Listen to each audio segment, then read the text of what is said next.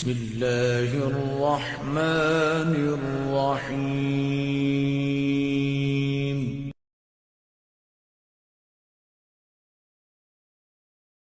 امیر المومنین سیدنا فاروق اعظم صحابہ میں سب سے زیادہ تگڑا اور رسول پسند آدمی، غصے کے لحاظ سے سب سے تگڑے ہیں، جلدی غصہ آتا ہے۔ ایک شخص کہتا ہے میری بھارے تگڑے قبیلے میں شادی ہو گئی، بیوی میری بڑی سخت تھی، اس کے لب و لہجے میں بڑی سختی تھی، وہ قبیلہ بڑا مالدار تھا تو میں بات نہیں کرتا تھا۔ ایک دن میری بیوی نے بڑے سخت جملے کہے تو میں جناب عمر کے پاس آ گیا۔ توجہ ہے آپ دوستوں کی؟ کہتے ہیں حضرت عمر کے پاس آیا تو میں نے دروازے پہ دستک دی، بیوی کی شکایت کرنے آیا کہ ذرا مہربانی کریں، تو کہتے ہیں جناب عمر اندر سے اٹھے تو ان کی زوجہ بولنے لگی، کہنے لگی بس آ گیا آپ کو کوئی بلانے والا؟ ابھی 5 منٹ نہیں ہوئے تھے آپ کو آئے، سارا دن آپ مسجد میں رہتے ہیں، ساری رات آپ چہرے پہ نقاب ڈال کے گلیوں میں گھومتے ہیں، اتنی ڈیوٹی آپ کرتے ہیں، گھر یہ میرا اکیلی کا ہے، بچے میری تنہا کے، آپ کو کچھ خیال ہونا چاہیے، کچھ توجہ کریں۔ وہ شخص کہتے ہیں وہ بی بی بولتی رہی اور جناب عمر ہنستے رہے، اور ان کی مسکراہٹ بھی میں سن رہا تھا۔ جب آپ بہت زیادہ مسکرائے نا تو وہ بھی مسکرانے لگی، زوجہ بھی مسکرانے لگی اور کہنے لگی اب کیا کہتے ہو؟ تو جناب عمر کہنے لگے کیا یہ رہا ہوں کہ اگر تیری بات ختم ہو گئی ہے تو میں جاؤں، اور اگر ہے تو میں کھڑا ہوتا ہوں، سنا لے کوئی اور بھی ہے تو۔ یہ بات کہہ کے باہر آئے نا جناب سیدنا عمر فاروق، تو وہ شخص کھڑا تھا، آپ نے فرمایا کیسے آئے ہو؟ کہنے لگا حضرت جی میری ایڈی تو نہیں ڈاڈی، میں تو آیا تھا اپنی بات کرنے، تو یہ تو لفظ زیادہ سخت ہے، وہ اتنی سخت نہیں ہے جتنی یہ ہے، تو ذرا قبیلہ سخت ہے تو میں شکایت کرنے آیا تھا، تو یہ تو آپ کا معاملہ بھی اسی طرح کا ہے۔ جناب عمر کا جو جواب ہے بڑا قیمتی ہے، آپ نے فرمایا میری بیوی میری ہر طرح کی خدمت کرتی ہے، لفظوں کا حسن دیکھیں، ایسے نہیں کہ بیوی کوئی کام بھی نہ کرے اور مفت کی چڑھائی کرے، وہ بھی درست نہیں ہے۔ فرمایا میری بیوی میری ہر طرح کی خدمت کرتی ہے، میں گھر نہیں ہوتا تو میرے بستر کو پاک رکھتی ہے، کسی کی ضرورت نہیں میرے بستر کو دیکھ بھی جائے، میرے بچوں کو جب میں بستر پہ بلاتا ہوں آتی ہے، میرے بچوں کا خیال رکھتی ہے، میں باہر ہی رہتا ہوں گھر کے، لیکن گھر کی ذمہ داریاں ساری اس نے اپنے کندھوں پہ لے لی ہیں۔ فرمایا میرے مزاج میں جلال ہے، میں روز اونچا بولتا ہوں تو سنتی ہے، میری بیوی ہے نا، میں اس کا لباس ہوں وہ میرا لباس ہے، کبھی کبھی وہ اونچا بولتی ہے تو میں بھی سن لیتا ہوں، بیوی جو میری ہے۔ حضرت ابو الحسن کی بات میں اکثر سنایا کرتا ہوں، بڑی دور سے مرید ملنے آیا تھا، بڑی دور سے، دروازے پہ دستک دی،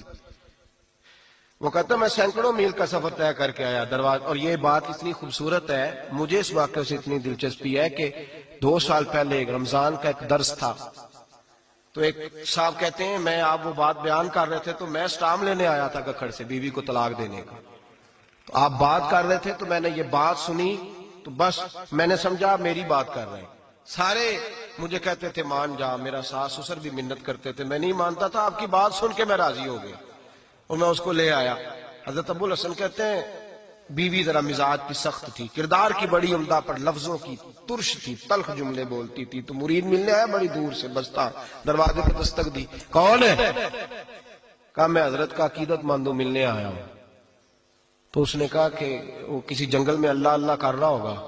تو بھی ویلا ہی ہے جس طرح وہ ویلا ہے، فارغ ہے بالکل تو بھی اسی کی طرح کا، کہیں جنگل میں ہوگا وہ ہو کرتا تھا، تو بھی بیٹھ جا پاس جا کے، سارے فارغ اسی کے پاس بیٹھے رہتے ہیں۔ حضرت ابو اور یہ کون ہے؟ محمود غزنوی کے پیر ہے، محمود غزنوی کو کرتا دیا، کہا مشکل پڑ جائے تو میرے کرتے کے وسیلے سے دعا کرنا، اللہ حل کر دے گا۔ محمود غزنوی کہتا ہے سومناتھ کے مندر نہیں فتح ہوتے تھے، جب میں تھک گیا حملے کر کر کے تو میں نے اپنے پیر کا کرتا سامنے رکھ کے دعا مانگی، فتح ہو گئی۔ رات کو حضرت ابو الحسن خواب میں ملے، فرمایا تو نے قیمت نہیں ڈالی میرے کرتے کی، بس فتح مانگی؟ کہا حضور پھر؟ فرمایا میرا کرتا رکھ کے کہنا تھا یا اللہ سارے ہندوؤں کو مسلمان کر دے، اللہ نے مسلمان کر دینا تھا۔ اتنا بڑا شخص، اور گھر میں آل کیا ہے دستک دی تو بی بی کہتی ہے کون ہے؟ کہا ملنے آیا تھا، تو بھی فارغ ہے؟ اس نے کہا جی میں تو بڑی دور سے آیا ہوں، نے کہا وہ جنگل میں ہوگا، کہا ہو کر رہا ہوگا، تو بھی جا اس کے پاس، کرو جو دل میں آتا ہے۔ تو کہتے ہیں میں نے کہا کچھ بھی نہیں بیچارہ جس کا گھر ہی حال کوئی نہیں، تو کچھ بھی نہیں ہے، کوئی شے نہیں، چھوڑو، لیکن اب آیا ہوں بڑی دور سے تو ملنا تو پڑے گا۔ کہتے میں نے جنگل کی طرف منہ کیا، شام ہو رہی تھی تو حضرت شیر پہ بیٹھے ہوئے، شیر پہ بیٹھے آ رہے، پھر میرے دل میں خیال آیا کہ بیوی رام ہوتی نہیں اور شیر کو لگام ڈالی ہوئی ہے، کیا وسوسہ آیا؟ تو فرماتے ہیں نیچے اترے تو فرمانے لگے کہ ساری عادتیں اچھی ہیں، زبان کی نہیں اچھی، ساری عادتیں، میں نے بتایا نہیں، خود بولے ساری عادتیں اچھی ہیں، زبان کی نہیں اچھی، اور مجھے پتا ہے میں نے نکال دی تو کوئی رکھے گا بھی نہیں، کسی کے ساتھ گزارا نہیں کر سکتی، میرا تو ہو رہا، کوئی نہیں رکھے گا۔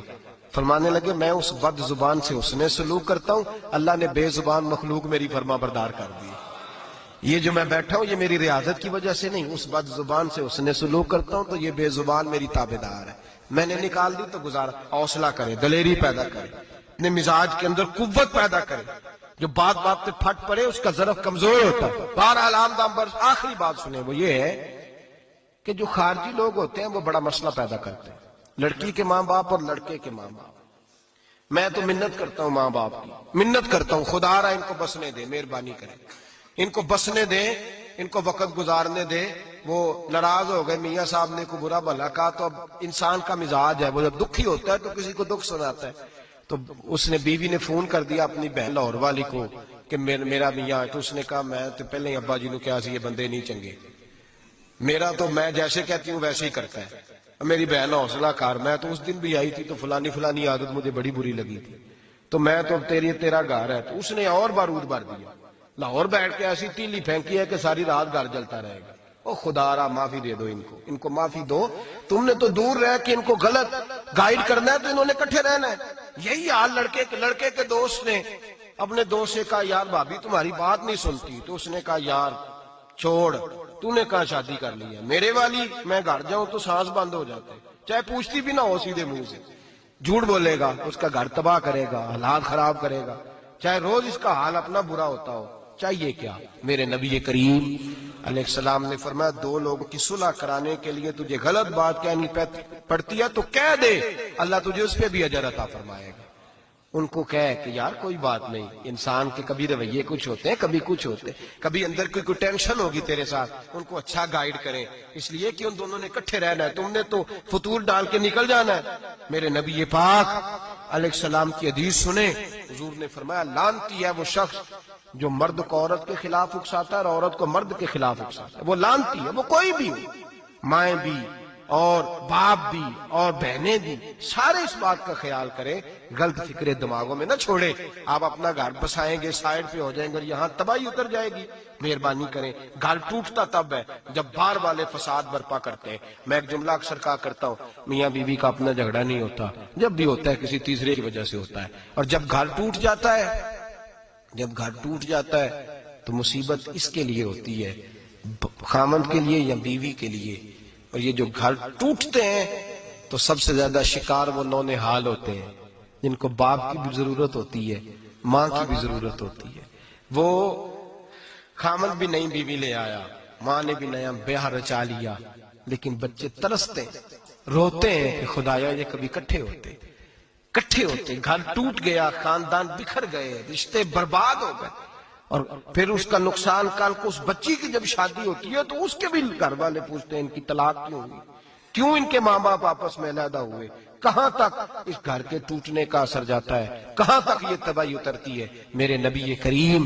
علیہ السلام نے گھر جوڑنے کا حکم دیا، فرمایا طلاق دینا جائز ہے پر اللہ کو پسند نہیں۔ خدا را اپنے تصورات کے اندر روشنی صحیح پیدا کریں، سوچوں کو درست کریں، حوصلوں کو بڑا کریں، شریعت کے بتائے ہوئے قاعدے اور ضابطے کے مطابق چلیں، اپنی زندگی اعلیٰ ظرفی کے ساتھ گزاریں گے تو آپ جوڑیں گے اور جوڑنے والے بنیں گے۔ اور اگر آپ کے اندر حوصلہ نہیں ہوگا تو روز بکھرے گا کام، روز ٹوٹے گا، ہمیشہ مدحت خیر الانام میں گزرے۔ دعا ہے یہ عمر درود و سلام۔